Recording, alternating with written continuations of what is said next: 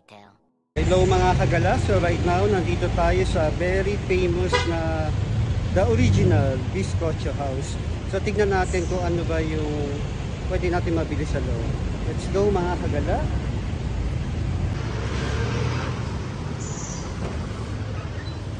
Hello po, good morning. So yan, check natin mga kagala. Yung silang holy jam. No, mga kagalaw. Bizcocho. So yung isang ganito ay 73 pesos.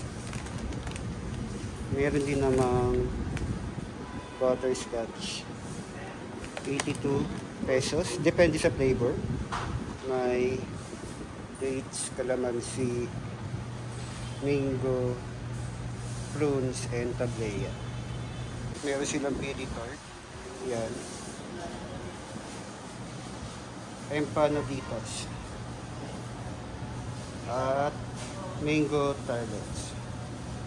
So hanap tayo kung ano nabibili natin. By the way mga kagala, ito yung loob ng Bizcocho House. So meron silang toasted naman mga kagala. So bili tayo ng small size lang. Dahil limitado yung ating bagahe, hindi pwedeng madami. So meron pa pala dito mga kagala. Ang hirap kapag limitado yung bagahe. Parang ang sarap mamili. So konti lang yung pwede natin dalhin. So yan. Kukuha tayo nito mga kagala. 55 pesos ang isa. Kagala, sasakay na tayo ng jeep. So mga kagala, kung ano yung biyahe na sinakyan natin papunta ng Plaza Haro, yan din yung biyahe ng jeep. Sasakyan natin pabalik. Na ang biyahe ay Talbak. Hello mga kagala, subukan natin kumain dito sa Popoy's Batchoy.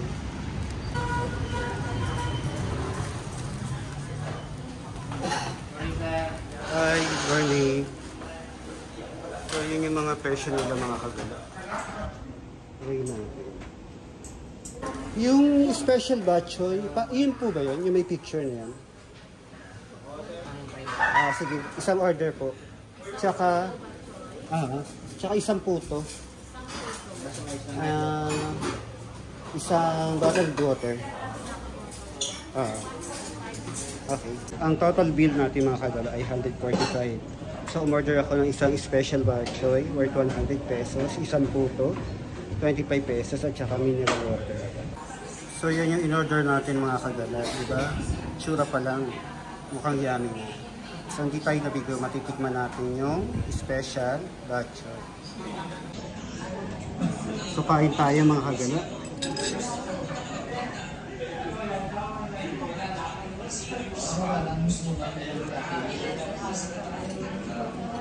Grabe, sabaw pa lang, sarap.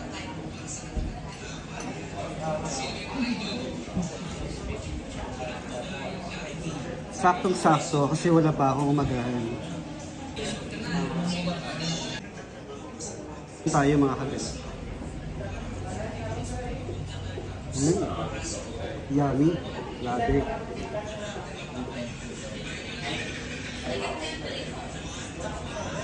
By the way, yung Popoy Batchoys, nag-open siya noong 1978. Tapos champion siya sa Best Batchoy noong 2020. So, buti na lang nakapunta tayo dito sa Iloilo at matitikman natin yung special batchoy. Punta kayo dito sa Iloilo proper. Nandito lang to sa Robinson Iloilo. Dito yung location nito. Sarap po.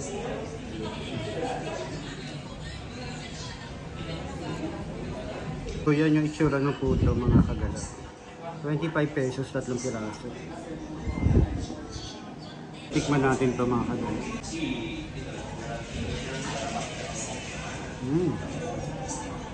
Sarap din pala.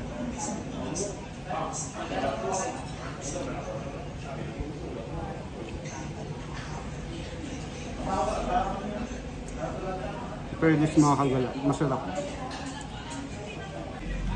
Yung gusto ko sa pansit nila mga kagala, hindi siya overcooked. Tapos yung sabaw, hindi maalat.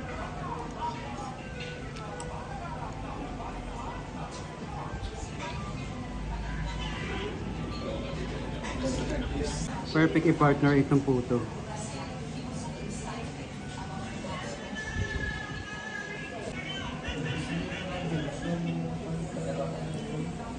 So mga kagala, ako, akala ko hindi ko mauubos. So sobrang busog. Kaya sulit yung pagpunta dito sa Popoy's Batchoy, sa Robinson's City Proper. Ang maganda pa dito mga kagala, katabi lang siya ng hotel, ng GT Hotel. So pag napunta kayo dito mga kagala, try nyo ang Popoy's Batchoy. For me, highly recommended. Hi! Check out. Room check where are you? Sige po. Thank you. There are the things I want to know.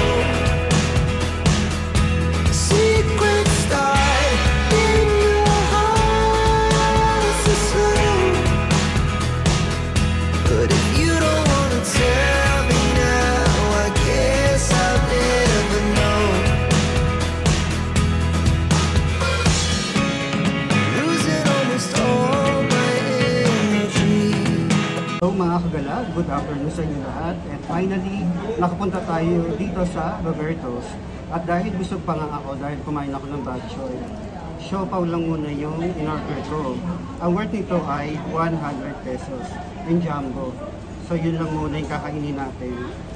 So titikman natin. By the way, ang Roberto's, nag-iisang branch lang daw ito dito sa Iloilo. So sobrang sikat siya at recommended. Itatry natin kung panalo at okay ba ang lasa ng mga pagkain dito sa Roberto. Madami kang option actually na pwedeng kainin dito. Pero yun nga, tulad na sabi ko, medyo busog pa ako. So try natin itong siopaw. So mga kagala, ganito yung itsura ng siopaw nila. Normal na siopaw din, merong parang yan sa ilalim. Diba? Tapos wala daw tong sauce. Ganyan. Ito na mga kagala, titikman na natin ang special siopaw dito sa Roberto.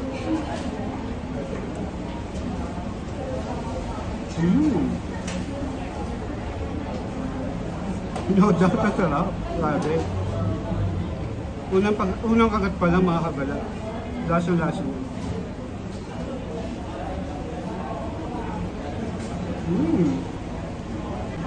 Sobrang sulit mga kagala. Kaya pagpunta kayo dito sa Iloilo, huwag niyong palagpasin na hindi kayo makakakain dito sa Roberto's. In fairness, ang sarap ng mga pagkain nila. Yun nga lang, ito lang yung kaya kong kainin ngayon eh. Pero highly recommended ko siya, mga kabila. Yung in-order natin, ang laman nito ay chicken, pork adobo, and egg. So, ang sarap pala ng lasa ng mga ingredients na pinaghalo-halo nito. So, kaya pala walang sauce, kat humihingi ako kanina. So, ito yung laman kung nakikita niyo mga kagala. Sulit na sulit. Sabayan pa natin ng malamig na soft drinks. So mga kagala, nandito pa rin tayo sa Iloilo City. At ito na nga yung last day natin na gala dito sa Iloilo. Dahil mabilisan lang ang bakasyon, sulitin na natin. So nakapag-check out na ako sa hotel pero iniwan ko lang yung gamit ko doon. Kasi may mga pupuntahan pa tayo. Tulad dito, yan.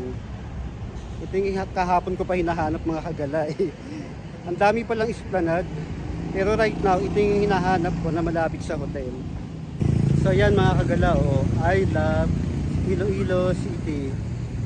Kahit mainit, sige lang. So yan mga kagala yung sasakyan natin today. I mean tonight. At pabalik na tayo na Manila. Thank you sa pagsama nyo sa akin today mga kagala. So sa next adventure uli, huwag nyong kalimutan na i-follow and subscribe ang aking channel. Thank you!